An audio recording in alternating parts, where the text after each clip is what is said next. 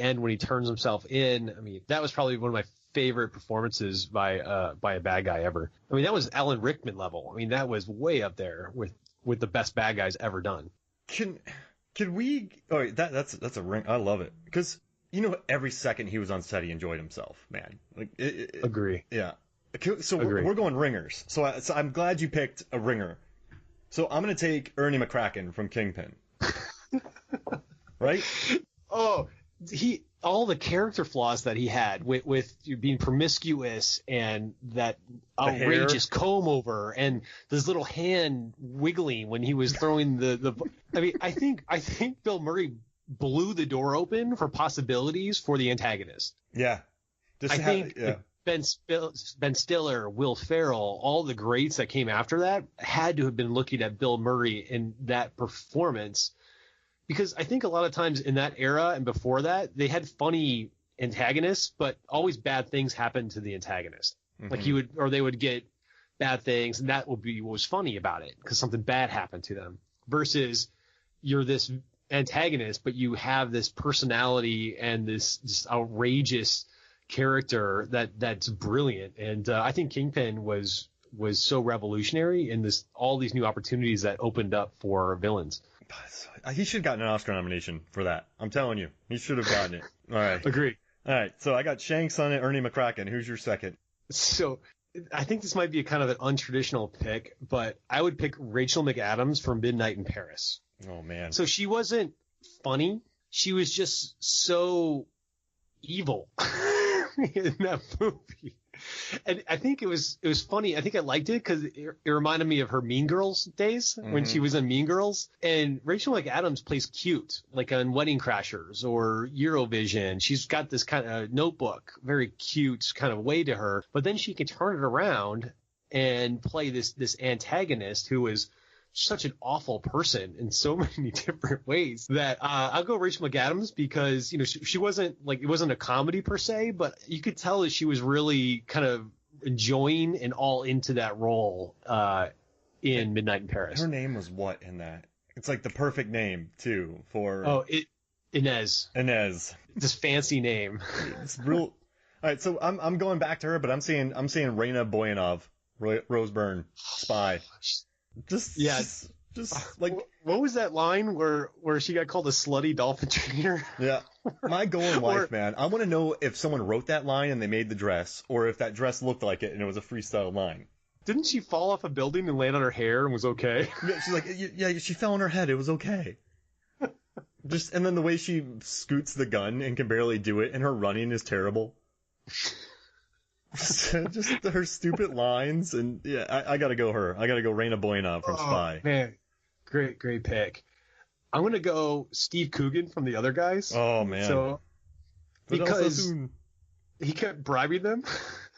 He's like, from a bad guy, he was like, "Don't let them take me." Don't let them take me.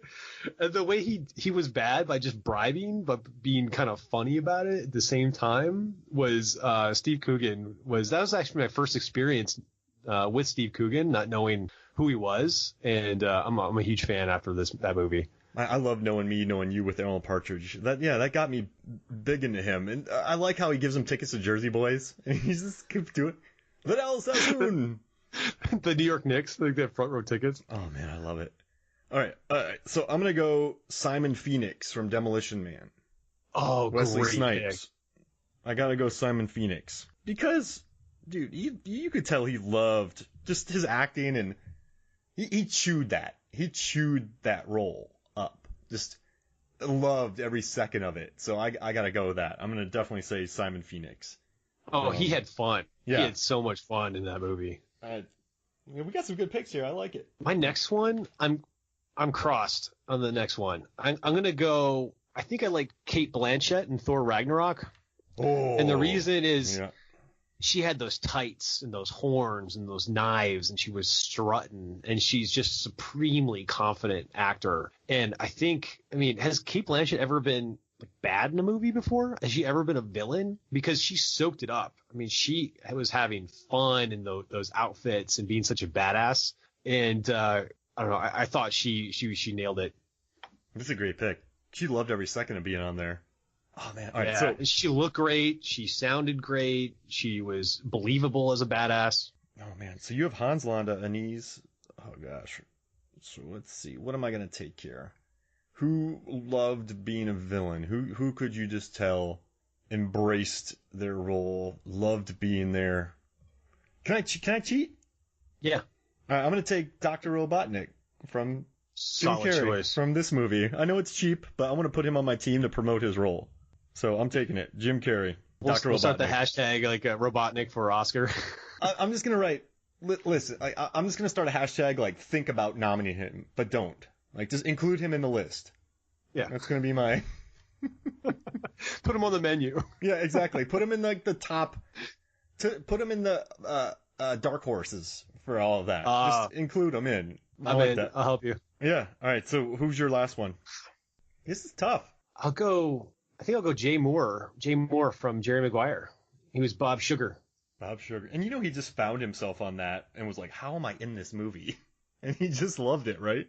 Yeah, I know this one's way back, but he was that person. He was a sleazy agent who you're competing against.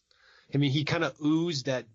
I'm not saying agents are sleazy, but he had that smooth, kind of sleazy way about him that you didn't like. You immediately did not like Jay Moore in it, even though he was just doing his job. That's all he was doing, but you still disliked him, and that's why I thought it was so brilliant. No, I love it. He's memorable in that movie, too. I need to get that show he did, Action. Remember that show? Oh, that was the one season that was kind of shot with a Steadicam or like kind of handheld, and had swear words it was on that for were one bleeped season. out. Yeah, it was ahead of its time, right? Swear words and Steadicam and single camera kind of stuff, not like a sitcom type thing. Yeah, it seems like completely a show that should be living and successful on some streaming service right now. Oh man, this is good. I like these lists. A couple of these people give me panic attacks though. Their performances were so crazy. This is Raina. That's one thing I want to know, man. What came first? I want to know, like, something I just want to know. Did the line come first? Have you tweeted at the writer or the director? Nah, I might just put it up on Twitter and see if people retweet it, see what happens. Because that's funny. That's a funny line. The world needs to know. Yeah. What comes first? Is it a riff or was it written? And also, man, so before we get out of here, give me your top 3 moments from Sonic. That's tough, right? Oh, you go first. All right. Okay. I just love the milk, the Australian goat milk line, because he's being an absolute butt to his assistant, but then he just yells at him, but I love the way you make it. So he's complimenting him on his skills. And the only way he knows how. Yeah, that's the nicest he's ever going to be. He loves how his lattes are made for him. And that humanizes this character, right? So I'm going to do that. I'm going to say that. I'm going to go with the beginning with the turtle running bit where you pick up the turtle and have you ever felt so alive? And I don't think it was particularly that witty, but I just like the tone that it sent early on. He's a nice hedgehog, right? And he wants to give a turtle a good time. He's playful. He loves animals. And I think that moment was when I was watching it, it was like, okay, this is going to be a good movie. Mm-hmm. I'm going to like this. It was just one of those nice, funny bits that kids loved. And it was a good sign early on that I wanted to stick with the movie. I'm going Crazy Carl gets his redemption. Crazy Carl was right. They did that when he had the chainsaw at the end. Yeah. And then Polly was like, keep that chainsaw away from me. I remember when he said, and that's the thing that you guys have been blaming me for, but I've known the whole time. Like, this is a stupid line in Crazy Observant Carl. He's not crazy anymore. He's just Carl after that. Observant Carl after that. So that's why I'm picking that one. That's my number 2. I think my next one is I love the ways that the story advanced and explained Robotnik's background through some ridiculous conversation. Whether it's Carrey talking about, hey, look at my eggs from my sack. He's got his drones because he loves machines. And I love when they were talking and we first learned that he was an orphan. Thanks for rubbing about that in. The whole formula gag. It was silly, but it advanced and you learn about the character. And with a movie that's kind of light on plots and just kind of a fun ride, I thought that's elements of real intelligence in the writing. I love that. That sticks with me. I dig it. I guess my final man is just the Russian nested doll drones. did this have a baby? It just keeps getting smaller. You're not used, like, that's funny. You're used to the bigger and bigger and bigger. And then instead it's just smaller and smaller and smaller. And it shows his brilliance, but it's just fun. It's cheeky. And so, yeah, I'm going to go with that. Because it was the one good thing about this movie is the well-written lines really surprised me. Carrey's performance really surprised me. And then there were some really creative bits in it. And that was surprising to watch the Russian nesting doll thing. So I'm taking that. It's my number one. Nice pick. I think the third reason why I really liked it is I think this movie did a great job of going off on its own from Sonic. They didn't try and retell the story of the video game. It was more of an inspiration from the video game. So instead of making the movie like the game, it's like they gave the game a lot of shout outs when they went their own direction. Like that whole mushroom planet, I think they did that because Sonic hate mushrooms, but it's because Mario Brothers had a Mushroom Kingdom. So they kind of had that rivalry there, and I thought that was smart. Went back to the game. You know, Green Hills, the city that they were in, the Green Hill Zone was the first zone in the game. Mm-hmm. The bar where they got into the bar fight was called the Piston Pit. And if you remember at the end when you were fighting Dr. Robotnik, there's these pistons coming up from the sky and down. So you had all these references to the game without trying to like reimagine the game. It's like they went on with this story inspired by the game and still gave it the shout outs. And I think that's the right formula for video games, to give it those nice nostalgic shout outs for the gamers, but then to actually put a cohesive story together for kids.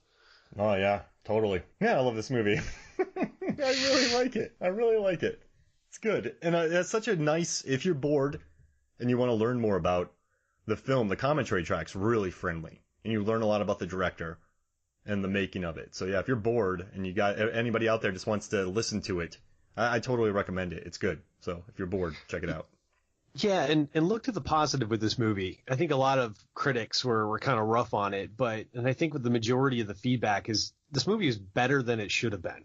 Yeah. And that's most of the feedback that I've gotten, and I'm so happy that they were able to pull it off despite all the challenges. First-time director, first-time director, the animation, but the good thing too is, they upset the base with the first rollout and the design, but they listened to the feedback. I mean, that's neat. Okay, we hear you. We hear you. The director actually tweeted something out. We heard you loud and clear. Thank you for your feedback. We're going to go back to the studio and reanimate this. They work with Sega on it to make sure that they are happy as well. So all these things working against it with, low ratings from the live action and animation, low ratings from other video game movies, the reshoot, the first trailer for the movie with the original animation, it was set to Coolio's Gangster's Paradise, which was not the vibe of the movie at all. So it's like they didn't know earlier on what they were making. It's like they needed that extra time to really figure out what it is that they wanted and what it was. So, I like these stories of success. Instead of criticizing it, I mean, I think it's really awesome what they're able to do, because I think in life we've all had projects in our lives that may have gone sideways for a minute, and it takes a lot of work to get it back on track. So I really respect what they're able to do. And I think the word of mouth is really great about this movie now. Like, so you heard on that Mortal Kombat thing, everyone's on there saying, we love this movie. People love this movie. And the Honest Trailers loves it. They're like, it's a perfect kids movie, but we're still going to make fun of it because we're Honest Trailers. Yeah, that's what we do. Yeah. But they're like, it's actually a great kids movie. Yeah, and it came out in February 2020, right before all the movies were held. So the timing that it came out was so important as well. I mean, 1 month later, made more money. Do you think it? Because remember, overseas, Corona was overseas before it was here. So I wonder if it came out earlier, had another few weeks to make money. So it could have been up in the 350s. At least 400. But luckily, too, it was like for a little while, it was the only comedy in the theaters, really, that was worthwhile seeing. So, I don't know, the timing was very fortunate. No, this was good. Well, hey, thank you for joining me, man. I had so much fun. I love this movie, and let's get Jim Carrey included in the conversation for an Oscar nomination. I think I love it.